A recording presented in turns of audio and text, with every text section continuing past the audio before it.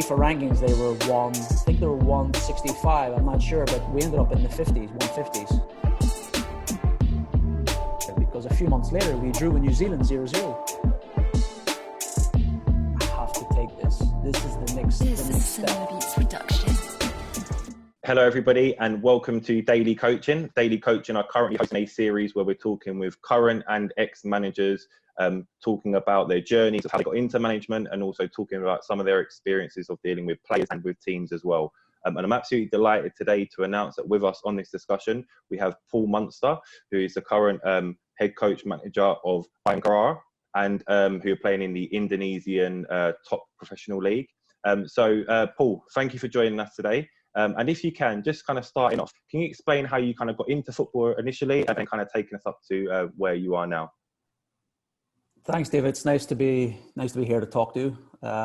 I started when I was basically a kid. Basically, they told me when I started walking straight away, I had a ball at my feet, you know, where I used to live back home. You know, our house wasn't we didn't have a big garden, small garden, but it was perfect. It was basically me with a ball in a small garden, just kicking the ball away. And it just gradually just continued, you know. Where I used to live, the lads, you know, they were older than me. So I used to kick the ball around with the older people. And then just gradually I just started to play. You know, I made all my school teams and always a striker. I only wanted to score goals. I didn't care about, you know, taking players on and making sure I had a good game. For me, it was all about goals.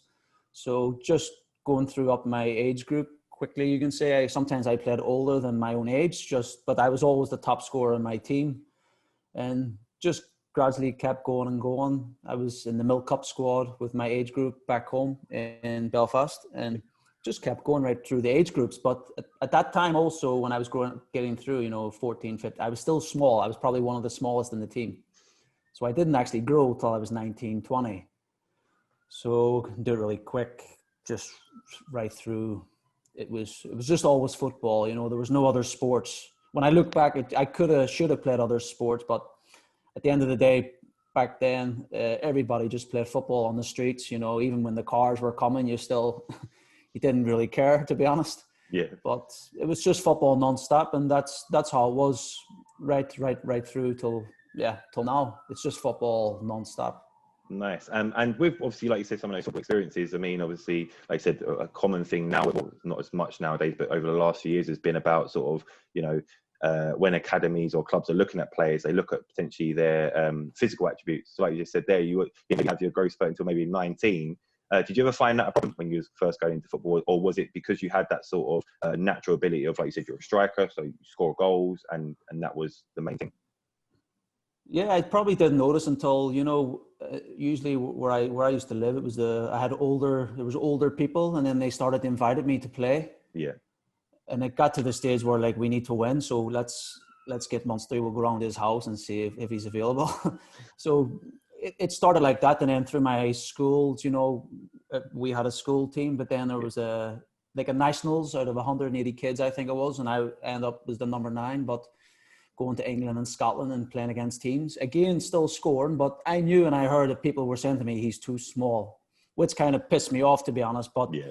I didn't really care, because for me, I was scoring goals. We were winning, you know. For me, it was about winning and scoring goals. That was my mindset. And to be honest, to this day, even as a coach, it's still the same thing. And you're trying to rub that on to your players, you know. We love the game. It's the best job in the world, you know. Yeah.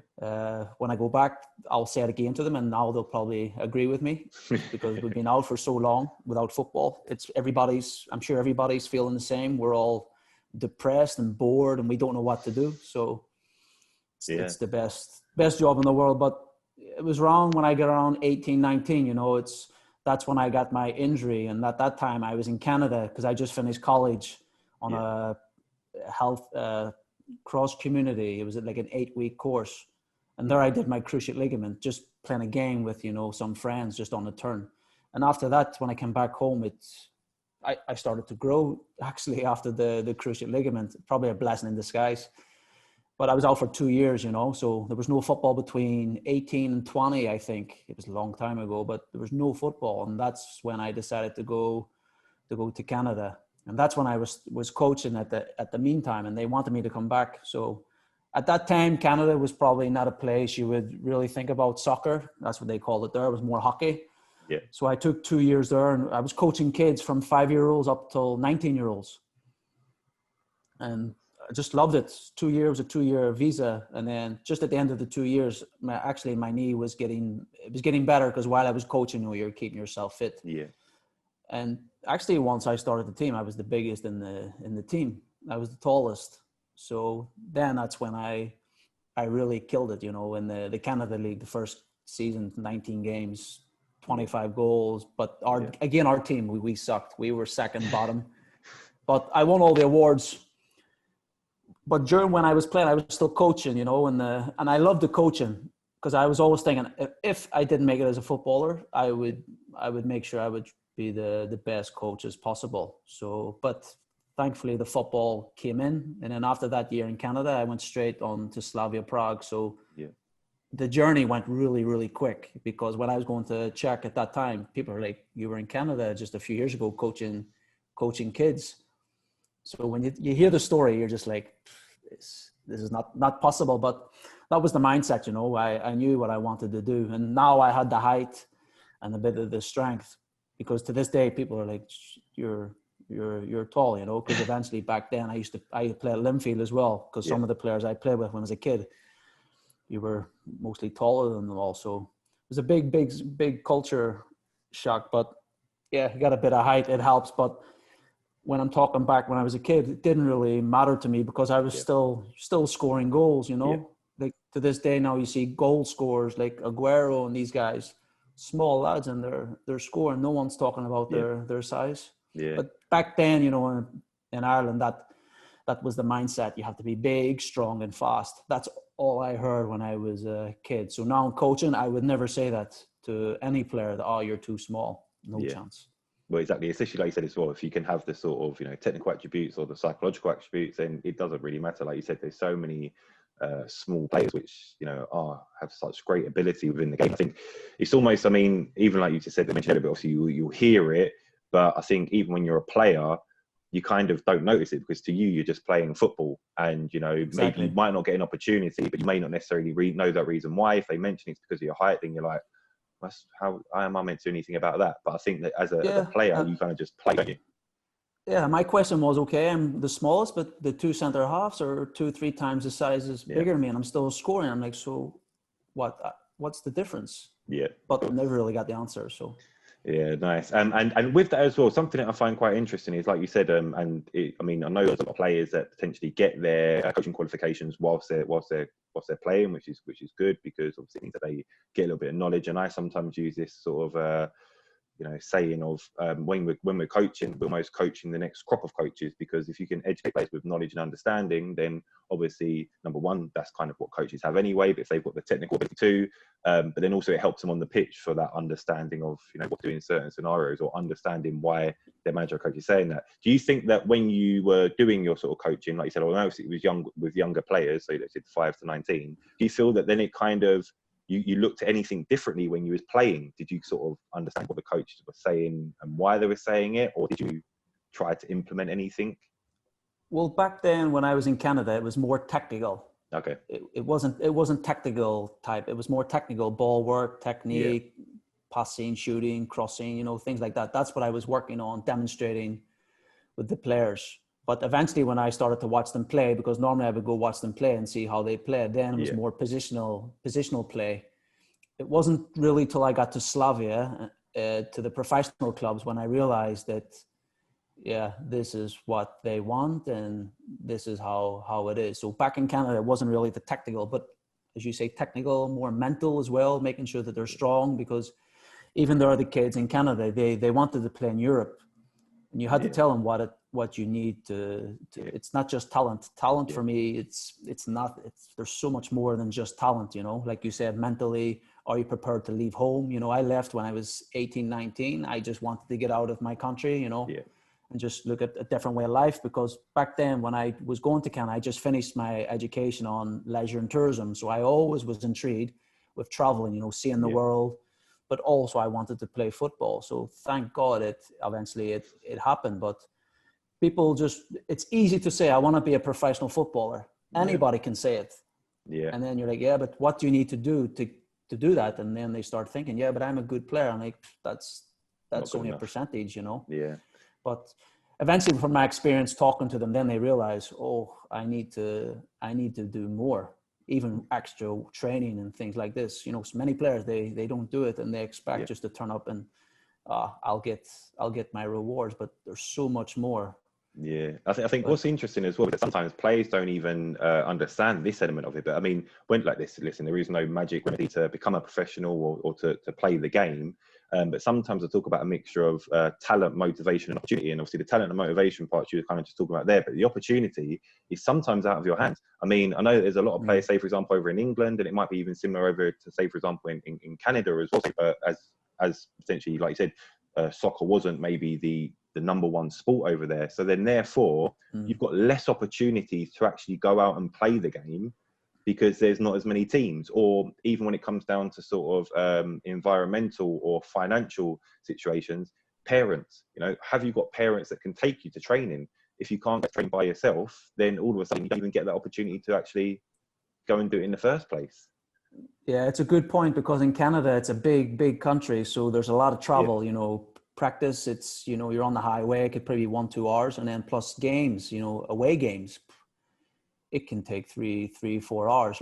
Luckily where I was, it took me an hour. I was in Kitchener, I was playing in London, but most of the times in London, some people don't know, I didn't really train with the team, you know, because I was so far away and I was coaching. It was mostly day and night. So I was doing my own training I was coaching. I only maybe 1-2 times with my team, but they knew the situation. And obviously on game day, I was doing the business. So there was I never got any questions, you know, you should be here. If you're not here, you don't play. Yeah. So I got on really well with the manager. You know, he was the general manager as well. So he loved me. He's like, just come for the matches. So eventually, it was the last 3-4 months, I just came for the Friday night games, to be honest. Yeah. That was it. He's like, you all right? Play? I'm like, yeah. He's like, all right, go. I think as well, that's with the again, trust, travel and commitment. Yeah. Yeah. And he was good at that, man management. I learned a good bit from Harry. God rest his soul. He died there a few years ago. But man management, he was spot on, you know, up front, straight, no bullshit, you know, just, how are you? Done? Yes, let's go. Let's get it done. And that was it, you know. He was really good with me. He didn't really ask, you know, what are you doing? He didn't even really ask for what's my schedule or what. Just turn up. This is the time for the game. Be here. And I always came early just to get a good warm up, you know, because you have to remember, it was 2 years I didn't play. I was out with my ACL, cartilage. I had a big injury in my knee, so I had to really look after it. Nice. But man management with him, that was he was quality. I think it's interesting as well, because you mentioned there, obviously, like you said, you picked up on that. And I suppose even at the time, you probably was obviously just being a player, obviously thinking about playing football. But I suppose when you look back at it and you kind of think, actually, do you know what? I take away quite a lot from him and yeah, things. And I was 19 at that time. And it switched on to me straight away. And that also came into my coaching, you know, with the kids, you know, if they're not doing it right, talking to the parents, making sure they're doing things right. Yeah. And to this day, the funny thing is some of these kids, you know, now obviously now they're in their 20s or maybe, but they would still message me, how are you doing, coach? You know, I'm still playing. Many of them don't play now, but there's actually a few of them who actually one went to England. He played Newcastle, scored against United. It was an international in Canada. David Edgar. Oh, yeah, certain name. So, yeah, because I worked with his dad in Canada in the coaching. Yeah. So I got to know him. I remember he was 13, 14, but you could see he was a player. So he went to Newcastle, and I actually went over to visit and watch some games. So keep in touch with him. He's in Canada now playing, but just shows you there was one player and he did well. Yeah. He got the chance. Yeah, and I think the thing as well, like I've said this to a few people, you often, when you're coaching children, and I think this is a big thing, I think a lot of coaches coming into the game, they almost say, you know, I want the highest age groups, I want to work with the 18s, I want to work with the men's or the women's, I want to work with the best and the elite players. Too quick. Yeah, exactly. And what they don't understand is that actually, do you know what? You will play a vital part on someone's journey, and do you know what? You probably won't get all the accolades because you won't be the only coach that they've ever worked with, but it's so rewarding from a coach's point of view, like you just said there, you know, you played part of that journey and that part of that development and part of that education and understanding to that player. And look what they've gone on and done. That's the best thing, you know, even then, because I didn't really think I was a youth coach. I was just doing my job. You know, I loved it. I had a laugh with them, helping them, demonstration. For me, and I keep telling to the youth coaches I speak to, don't care about winning. You know, if you're doing right with them, they will love you forever. They'll keep in touch with you. They will remember you. I says, if they remember you as a coach and as a person, that's the best. That's the best feeling. You know, winning. If we lost, obviously I'd never coached the team, but if I watched them play and they were losing them, like, don't worry about the result. Just keep doing what you're doing. Next time I want you to do 2 step overs in a 1v1, or next time fake a cross, go inside, try things. Yeah. But you know, sometimes kids are afraid because the coach is so worried about winning.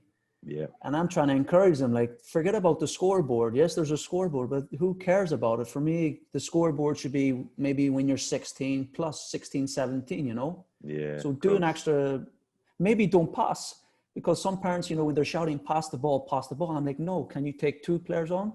Then maybe he's took 2. I'm like, okay, take 3 now. And they can't do it, but they need that encouragement. And if they don't do it, okay, do it again. Yeah, but repetition. I don't think coaches do that with repetitions, but maybe some do. But I know some good youth coaches, but some of them, you know, you can see them on the social media and stuff, and they're maybe under 12s or whatever, and they're bragging about winning 6-0. And which is interesting, because you get a lot of teams now when they change their names and they call themselves things like development or academy. Now, in my eyes, the development or academy, the emphasis is not on winning, it's on what it says it's developing. Yeah, but like you just said, the thing is, it's the development goes out the window, even though that's within their name. Once the whistle blows, once the referee blows that whistle, it's like World Cup final all in. Different personality, you know, all of a sudden all those ethos, values. Maybe not playing also, Yeah, it's so crazy. that's the thing has to change, you know. Everywhere I've been, like in India when I was technical director, because I was working with the youth kids, first thing I told the coaches, don't worry about the score. Yeah.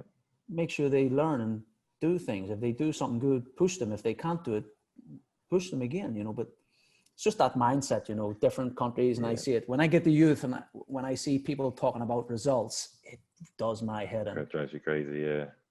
Yeah. And with a kind of that, so like you said, you obviously had a very successful playing career in terms of scoring lots of goals. Obviously, it was your job, you need to score goals, and you've done that. And obviously, like you said, from early on, you kind of had a bit of an inkling that, well, not initially, but when you started doing the coaching, it was, you know, I'm coaching, and you was doing that quite regularly as well.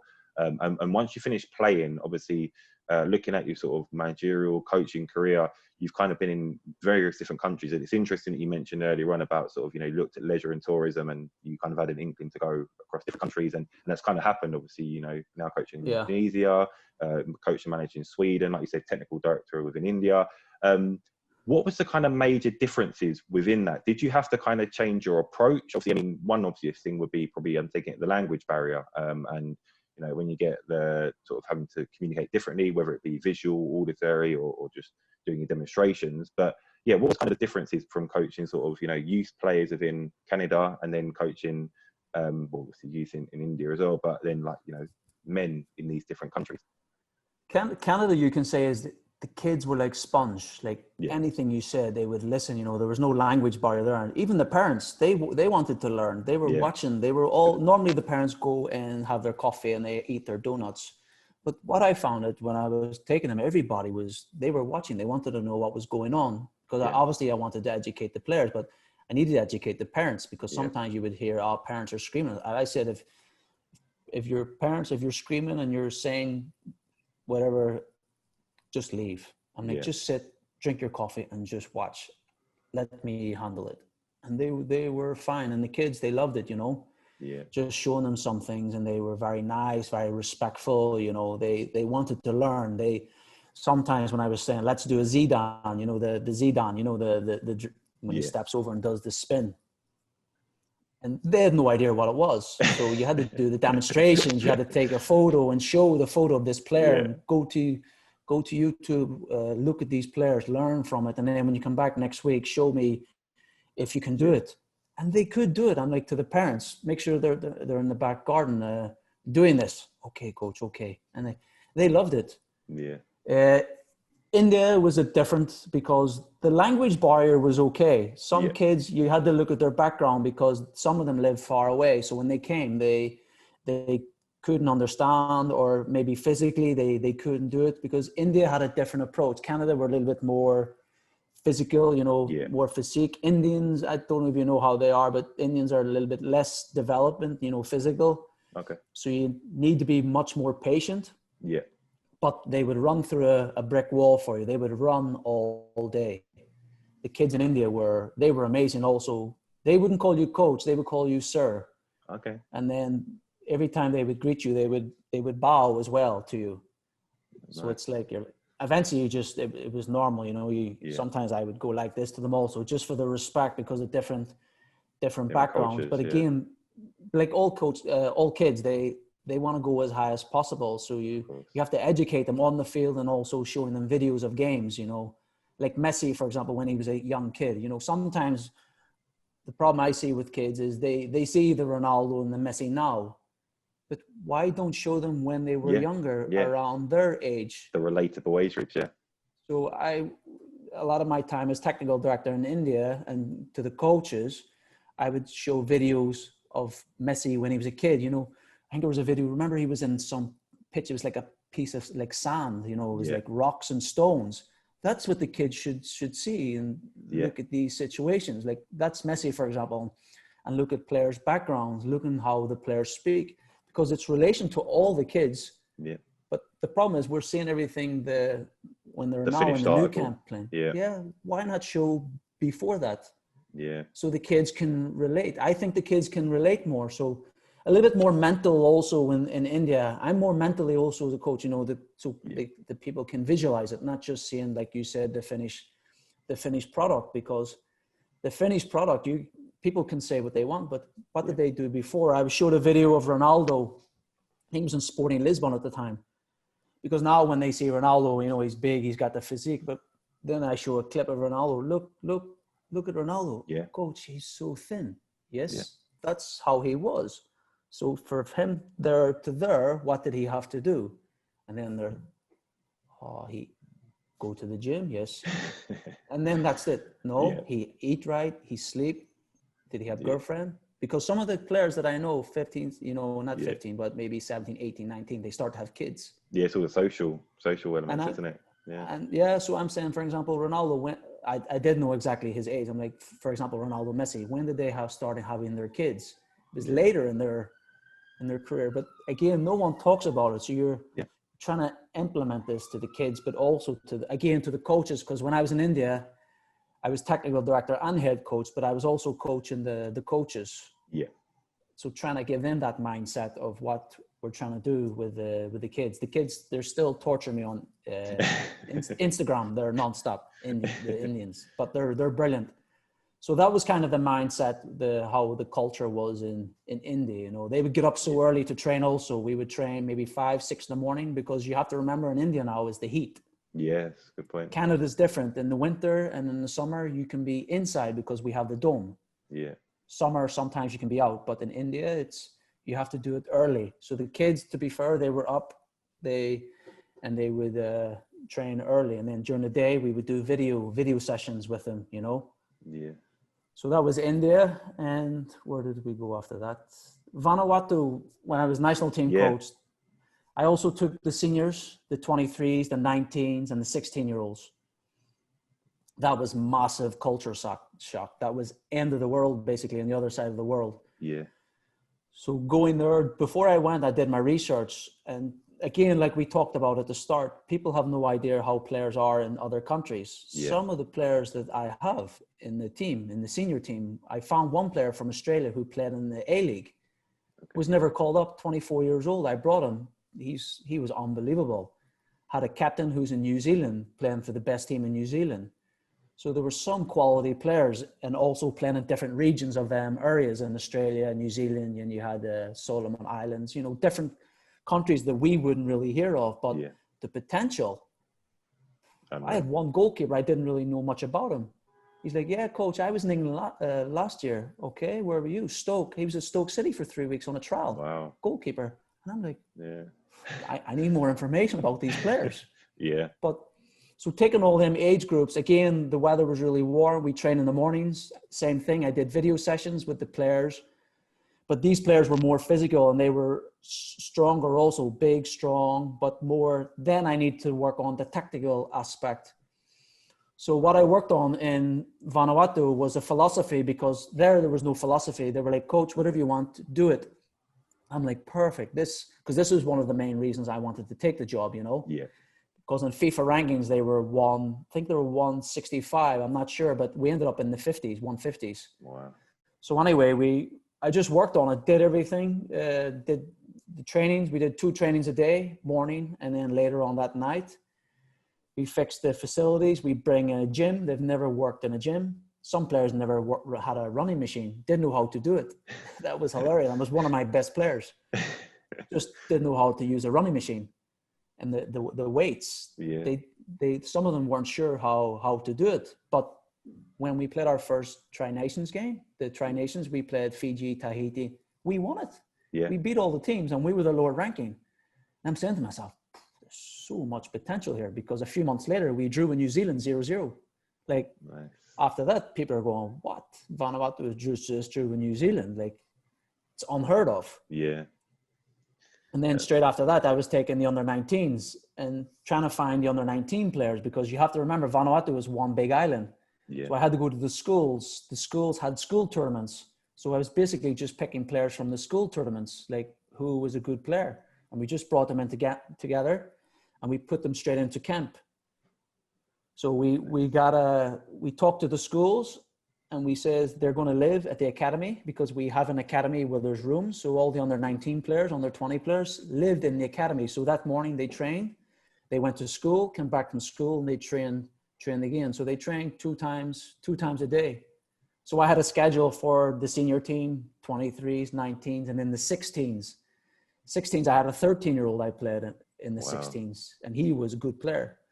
So I went to the schools and says, we don't care how old you are. If I had a phrase, and his mother loved this. Like, it's not about how good you are. It's if you're good enough, you're old enough. Yeah, it's true. And we actually have that phrase in the academy. If you're old enough, you're good enough. So the age is irrelevant.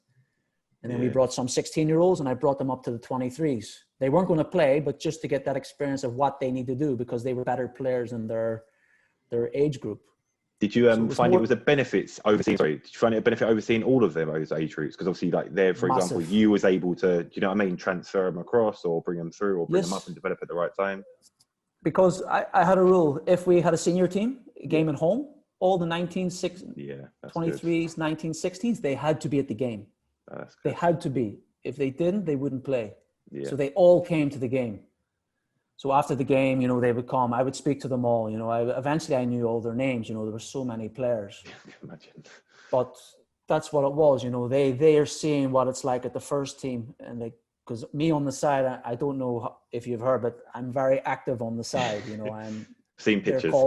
They're like, you're like Conte, Yeah. But that's how I am. I didn't think I was going to be that, because some people are thinking, what are you going to be? You're going to sit down and have a notepad and write? But no, it didn't last long, But players see that, and then they know what it needs to take. Because when I had them in training, if you do well, I can bring you up to the senior team or the 23s, and they believed in it. And the great thing is also the technical director actually just spoke to him earlier, because he wanted an update on the philosophy, because they still have it, the player cards, each position for each player, from the senior team right down to the 16s. It was the same systems, you can say. We had 2-3 systems. Player cards was the same thing. When you have the ball, without the ball, what's the main aspects that I was looking at. And to this day, like my assistant coach, who I still speak to, I have a good relationship with all the teams that I'm with. He's the head coach now. Okay.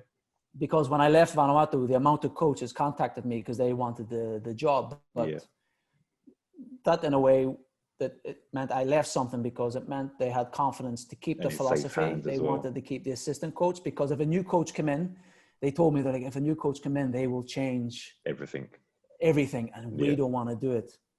And because I didn't push it, I'm like, okay, but here's all the information, stick to it. If you have any questions, just call me. And the technical director just messaged me earlier, just because I keep in touch with them. I want to help people. That's one of the most things, wanting to help them to be better. If you have questions, anything like that. And the Vanuatu lads, still, I keep in touch with them all also. So it's having that relationship, because I'm like a player coach, you know, management.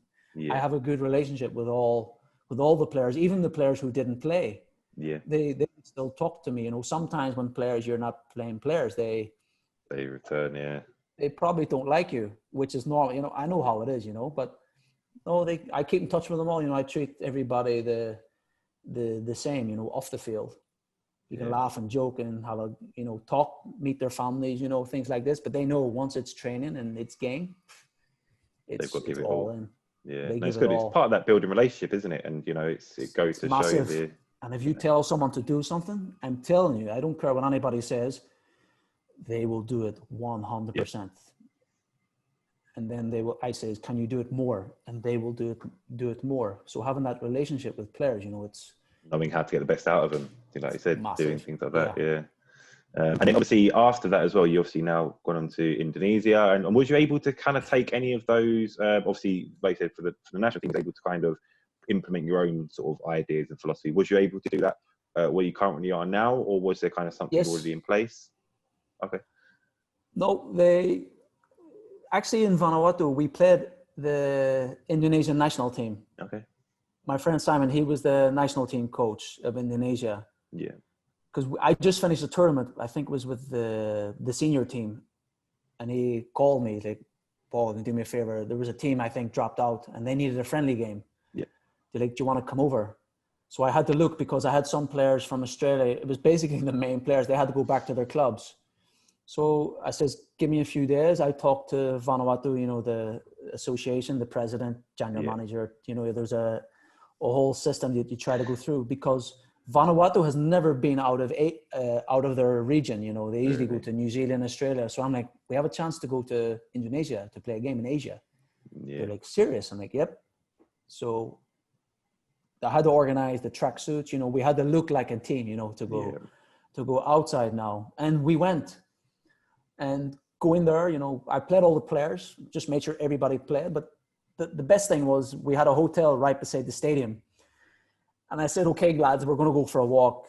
Make sure you put your shoes on because they're an island, you know, they have their flip-flops and their shorts. Like, put your tracksuit on, get your shoes on, meet you down in the lobby in 10 minutes. Okay, everybody's there. Coach, what we do? Because they have no idea what's going on. Because it's a big city. In Jakarta, it's massive. Where we were, there was no big buildings. It was just small. So anyway, we go for a walk and the path takes you to the stadium because I knew where it was. So we just walked around and just when we're going to the corner, they see this stadium. And I'm telling you, David, their faces, I will always remember it. They're just like, their faces. I'm like, lads, this is where we're going to play. They're like, oh my, they were just so happy to be able to go around. I said, who wants to go in? Then, can we go in? I'm like, yeah, we're going to. So I ended up talking to a guy. I don't know how I found him, but I seen some guys with the keys. Walked into the office and I says, just do me a favor. Give me 10 minutes. Just go around the track. We don't go onto the field.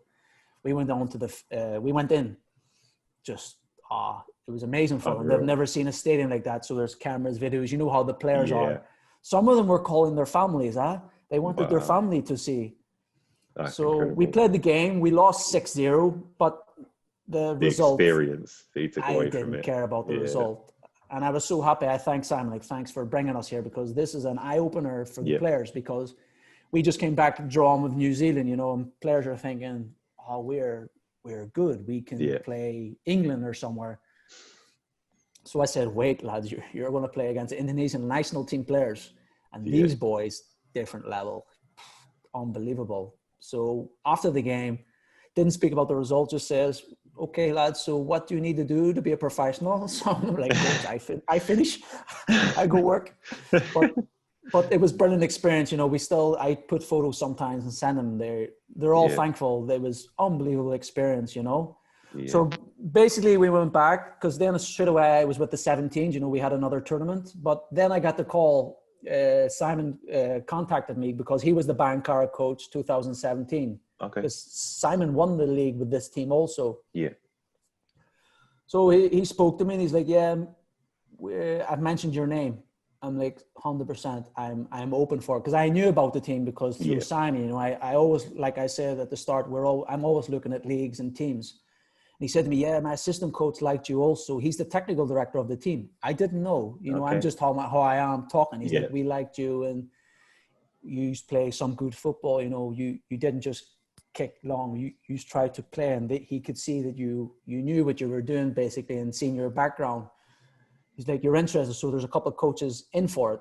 I'm like, no problem. I was thinking about it. I'm like, should I? I'm like, no, leave it. So I just focused on the games. Yeah. Just training. He called me, goes, Paul, you have it. I'm like, what? He goes, yeah, the players, they've agreed that because there was I think it was me and 1-2 other coaches. I wasn't sure. But it basically went down to Simon and the technical director and the players. They agreed. They're like, let's take Paul. Yeah. So I got the call because they were 12th in the league. They were struggling. So I got the call, had to tell Vanuatu I was leaving, which, to be honest, I was kind of gutted of leaving. But of course, in a way, because I was building something, you know, something was going really good. But I talked to the technical director and I says, listen, I have to take this. This is the next step. You know, I was national team coach, brilliant experience, but this step I have to take. I need to show people what I'm about. You know, Asia is more exposure. Yeah. So anyway, I came because they were just halfway through the season. The last game of the first part of the season, I came. They lost. I think it was 3-0. So now they were 13th. So they were starting to go down. Yeah. And I'm watching the game. I'm going, this is going to be interesting because they wanted top 5. Yeah. So straight away, I took them to a training camp, 1-week training camp, because normally I train 2 hours a session. So it's 2 hours, 2 times a day. So it was like boot camp, physical, tactical, everything what I wanted. Because our first game in the second part of the season was against Bali United. They're the champions. They already won the league. For me, the league was over. So implemented what I wanted, changed a couple of players, you know, a couple of locals, a couple of foreign players, just changed it up. Kind of knew what I wanted because when I looked at the training and I was watching the players, I'm going, these players are actually, they're pretty good because I knew Simon told me about the players and they were like, they're a good team. They just need a coach to, you know, organize and just do your thing, you know? So I'm like, all right, let's go all in. So the first match we drew 0-0 and I was gutted because we actually should have won it at the end, but it was a good start, you know, because the lads were used to losing, you know, the losing was starting to kick in. Yeah, of course. I'm like, losing, it's not my vocabulary. We're not going to lose. We're going to win. We're going to be undefeated. And they're just looking at me going, maybe they're thinking this guy, he's just saying that. But eventually they believed it, you know, they bought into it. We ended up 4th. Wow. 4th. We came 4th. We just kept winning. I think we lost 2 games out of I think it was 17, you know, 17 games. We just kept winning and they believed and we just, you know, got better and better and better. And we came 4th, I think we were joined 3rd. And I was trying to get to the 2nd place. I didn't tell the players because I wanted to get into the AFC. Yeah. We were just 2 points off 2nd. But I'm like 4th place, okay. I'm happy, to be honest. Looking back, if you told me 4th place, I would have took your arm off. Yeah, but of course. The players were quality. You know, the players I had, they were national team players also. You know, some of the foreign players I had, good players. So season ended. And then we were invited to the tournament, the Siem Reap, the Super Asian Cup. Yeah. So we went there. We had a bit of a good preseason before. We went there again. We won, beat the Cambodia team. And then we played a Malaysian team. This was a derby. I didn't know so much about it because then I realized Singapore, Indonesia and Malaysia is rivals. Because when we played the game, I noticed everybody was more, this is a Malaysian team, coach. I'm like, yeah, let's do this. But first half, they were a really good team. I think in Malaysia you can have 5 foreign players. I'm not sure. Okay. But they were beating us at halftime. And to be honest, we were playing really well. We actually played well more than the first game. First game was so, you know. But halftime, we come in, did a team talk, you know. I kind of lost it, you know, just because of the expectations, what I knew what we could do. And then we won. We won 2-1. Massive, you know, first trophy for many of the lads, you know. Maybe some players haven't had a trophy since 2017. So it was like a 3-year gap. And the most important was that we're coming here to win, you know, the mentality that we're going to win a trophy. We're going to do things. And then a friend actually told me, they're like, Paul, do you realize that every team you've been with, you've won? Because in India, we won it was a Punjab Super League. We won another tournament trophy. In Sweden, I won a cup, the Swedish Cup, and then here we won. But just getting that mentality, winning mentality into it. The winning mentality. Yeah. And to be honest, we have created it here, and they know what to expect. And we won that, and it was great. We came back the next training. To be honest, the training I was not happy with because there were so many reporters. It was ridiculous. Really? So I had to tell them they wanted in this, because I don't like reporters and people during training. Of course. It can only be in for 10 minutes in the warm up. After that, I tell them you have to go out and then come back in 2 hours. Yeah. So then they come back and it was just mayhem. It was ridiculous. And I'm not really into that, wanting to do lots of interviews. I'm just so focused on the team and thinking about the next game, how we can win, how can we make the players better, because coming into that period in the club, there was many, many good players, but their form dropped. Yeah. And then I realized how good they were. And then they were telling me that he was a national team player, but they are like now a lot of them are in the national team setup. So building their confidence and making them a better player. Because for me, if you're building up their confidence and they're a better player, it means the team will be better. Yeah. Yeah. So focus on the individual, focus on the team, and the results. I told them the results will come. We will win. Yeah. If we don't win, good luck. Like, you're in trouble, and they're afraid. You don't want to win. You don't want to lose. It's not acceptable. If you know what I mean, it's not acceptable. Yeah. And that has come into every team that I've been through. And then just when the season was starting, the first 2 games were away games. We drew both games. Then we had a derby, a game we drew, and then the COVID came. So we were just getting into the momentum, and then COVID came, and then everything basically stopped for 6 months. Yeah. And that is a disaster. 6 months, like physically, mentally, like talking to the players, Zoom calls, video calls, personal calls, because some players, they struggle. You can tell they struggle because a lot of my players most of them are built on energy. Yeah. And you take that energy out and you say you have to sit and relax. Disaster. It's hard to deal with, yeah. And of course, and I think it's the big thing. It's where you said where there's been nothing going on. I mean, what's quite interesting is back to your earlier career where you said you used to train individually. I mean, yeah, that can happen, but like you said, if some of these players are so used to playing and training with their teammates and for yourself as well, you seem like a very good motivator of getting the best out of these players or wherever you've been really. And like you said, they may need that. And if they can't get that, then it's a struggle to get into that mindset.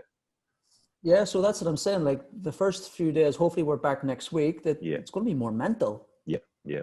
Physical, of course, we need to work on, but they send me videos. They're fitness guys. They're out running. They're doing stuff. My foreign players, we have a thing Monday, Wednesday, and Friday. They go to the stadium, like a group session. I don't go. I just let them be. They can do their own stuff. They can set up their training what they want, and then they would show me the videos, or on Instagram, our team, they would have the videos of the trainings.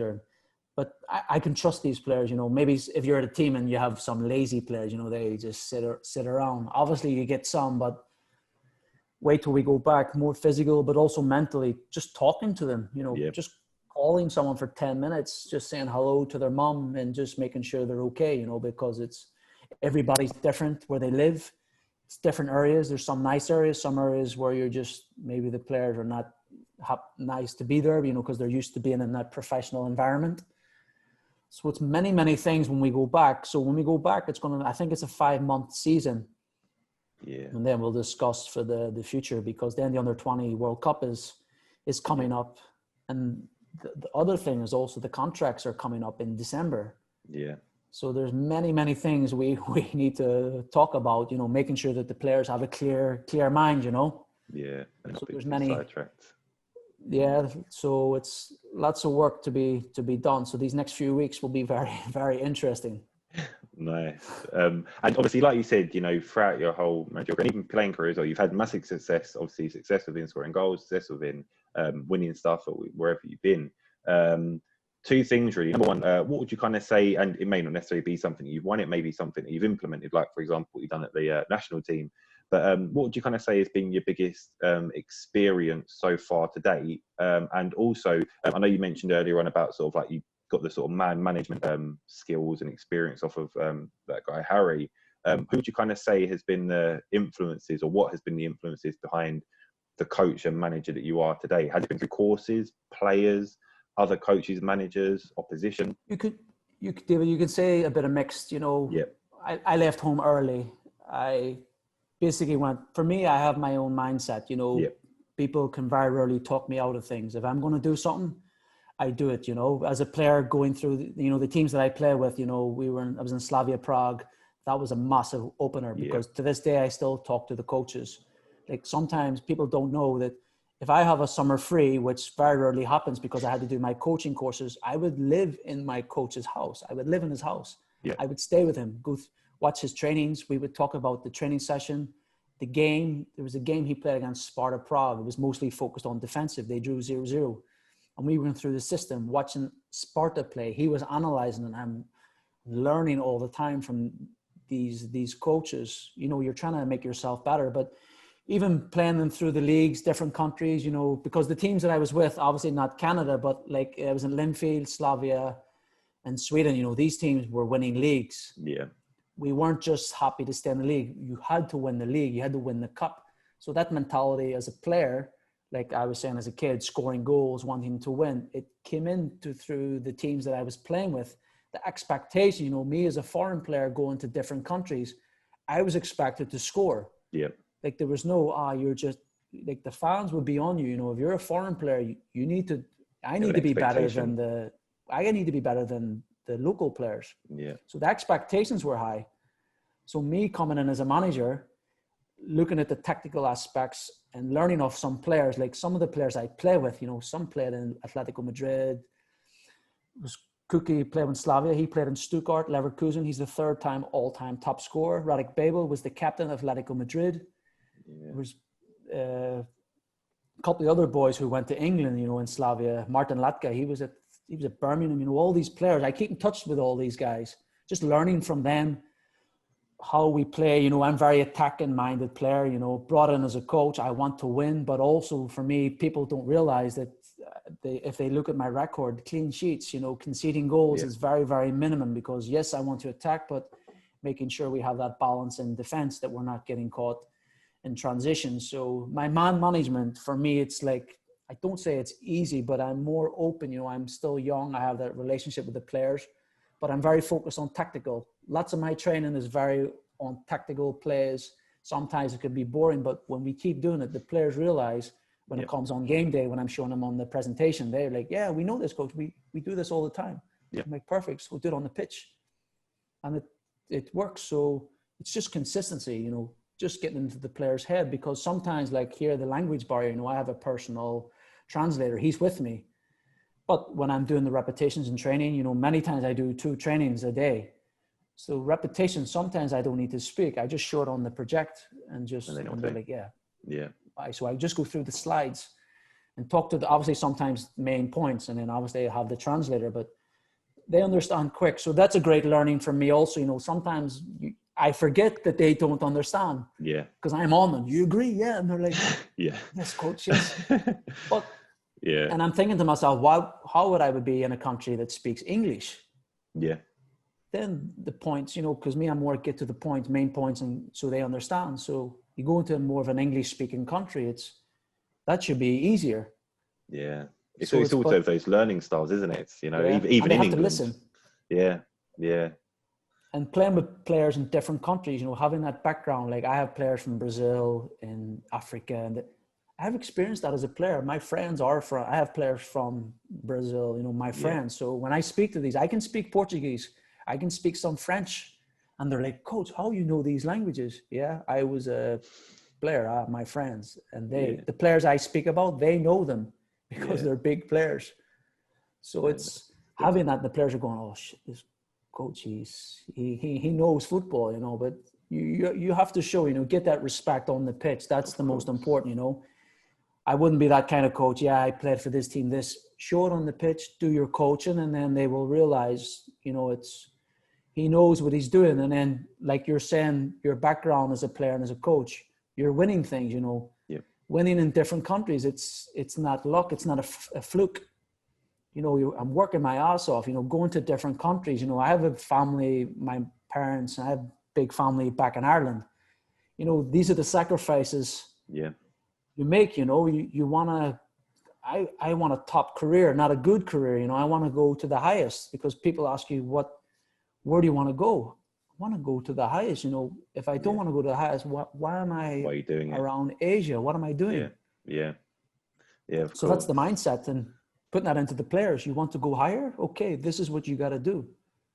But thankfully now I have international players. You know, the players I'm coaching now, I have a Chad, the international striker. He's the best striker in his country. I have a Brazilian who's a top player, South Korea he played in the national team under 23 and stuff. And the local players, they're all national team players, big name players. So me as a coach, for me, I'm unfazed. It's not, you know, if you're a young coach and you're coaching big players and you're like starstruck or none of that, no chance. Yeah. And they see that, like, if they're not doing the job, you have to be on them. So you have that respect, and it works both ways. Yeah. So that's the aim, gradually just trying to get that plan, you know, have that 5-10 year plan. Like on the pro license, we had some lads, you know, we had Michael Beale, he's at Rangers, Christian's assistant coach with Patrick Vieira. We had, who's Harry Kuehl, Benny McCarthy, you know, they're all big name guys, but everybody, you know, they're just the lads, you know. Yeah. No, it's true. Keep in touch with everybody, and you keep in touch with everybody's careers. You know, you encourage them if they've lost a match, you send them a message, or if they win, you know, like Mick, they won in the Premier League first match. You know, they have pressure to win the league for Rangers. So just, you know, keeping that connection with your coaches, your friends, you know, and everybody trying to learn from each other. So that's just motivating each other, you know, because everybody's in different countries, you know, families are back home. Yeah, of course. I think that's good as well. With, like I said, having those connections with those different countries obviously allows you to, like I said, number one, keep up to date. I know you obviously earlier on in the conversation, you said obviously you keep an eye on most of the leagues anyway, but just having that sort of in the background as well and being aware of what's going on in all these different countries. Because I think sometimes you do get young coaches who do go abroad for coaching opportunities. And the good thing about your career is because you've experienced it, number one, as a player in different countries, but now number two, as a manager and a head coach and a technical director in different countries as well. Like I said, it doesn't faze you. Whereas you get some young coaches who go over there thinking it's, do you know what, just for the experience, or just because, I've got this opportunity, that's great. But yeah, if it phases them, it's going to end in tears. Yeah. I think if it's a youth coach and he's going for the experience, then I would understand that, you know, seeing the culture. But if you're going for a head coach job in senior football, the pressure is on straight away because the eyes are on you. You know, you're a foreign coach. They're expecting you to win the games. You know, you win your games, it's the players. If you lose, it's the coach. You know the saying. Yeah, that's how it is. But the expectations are on. But you're going there. For me, it's, of course you're going for the experience, but at the end of the day, I'm going there to win. You know, you want to win everything. You have to be greedy, have the mindset. But if you're going to be a tourist, forget about it. It's better to be a tour rep or something. Good point. And with that as well, so kind of like looking across sort of, you know, the whole of your career so far, and I know you kind of briefly just mentioned it a little bit there about, like I said, you know, the aim has got to be to want to go to the top and try and go as far as you can. Obviously, I was going to say, would you consider coming back to sort of the UK for a coaching job, a managerial job? But in saying that, in looking at a career, I suppose it could be anywhere. Is that right in thinking that where the opportunity is right? Opportunity is right. Like if you're saying, for example, would you come to England? Yeah, but for me, I would do my research. Yeah. If I'm going to a club who's really bad financially, has problems, then maybe I wouldn't take it. Yeah. I would wait, you know, because I want to. It's difficult. A coach can never decide what team he wants to go to. It's what comes up. Something you might like, something you might not like. But right now, to be honest, I'm happy where I am. Yeah. I've been here. I think next week I'll be here 1 year. Yeah. You know, I could be here longer, but like you say, you never know what happens in the future. Maybe there's people watching me. I don't know. You know, it could be club owners, people talking about me. Because that's one thing also, David, that I've been as a player and as a coach. Yeah. Agents have never got me a club. People need to, you need to understand that it's word of mouth, maybe people talking. People are starting, hopefully, to hear good things about me. But hasn't been an agent, which for me is a sign that, okay, I must be doing something right. Yeah. But you need that luck as well. You know, maybe in the future you need that someone to help, but right now it hasn't happened. But in the future, you never know, because Asia, you know yourself, it's massive. The amount of countries here, it's huge. But obviously, it would be nice to get back into Europe. You know, I've been in Europe. I coached in Sweden six seasons. You know, so for me, Europe is a possibility. But at the end of the day, it has to be right for me. Yeah, of course. Like I said, I think you're right. I think there's the opportunity, and like you said, I think sometimes, again, you know, one of the good things about you is that you seem very level-headed in terms of thinking about, like you said, why am I going into doing that project? And I think sometimes people get blinded by the lights, and like you just said, any opportunity that comes up in England, someone might go, right, yeah, that's for me. But like I said, actually, hold on, if the club's in a financial issue, if maybe, you know, it isn't even to do with the actual team itself, it's something to do with the external factors, then why would you go and put your name, your reputation, your everything to it, really? And you know, exactly. It doesn't work out. In 2-3 months, they probably sack you. Yeah, that's a big. Then big you're sitting challenge. at home going, "What do I do now?" Yeah. So that's the thing. You have to do your research. You have to maybe call an ex-coach, maybe a player, someone who will give you it straight. You know, if you're smart, you should do it. Yeah, of course. Like I said, I think that research is key. I think regardless of whatever you do, really, I mean, even take it back, even not in terms of a job, but even in terms of just a normal coaching session, do your research behind it. You know, why are you doing that session? What are the technical points that go into it? You know, what's the history of my players? Can my players actually achieve and do that? And yeah, I think research is a key point with all of that, really. Listen, Paul, I won't take up any more of your time. It was really, really important for me to get you on here. Like I said, I found out about your journey and the journey you've taken as a player and as a coach and a manager so far. And I think it's incredible. I think, like, you know, you've taken, I wouldn't even call it risks, but you've taken the opportunities to go abroad and do these different things. Yeah, that's a lot of the interviews when I would get there. I would always say that it's not a risk, it's an opportunity. You know? Yeah. That's been my saying actually for the last years.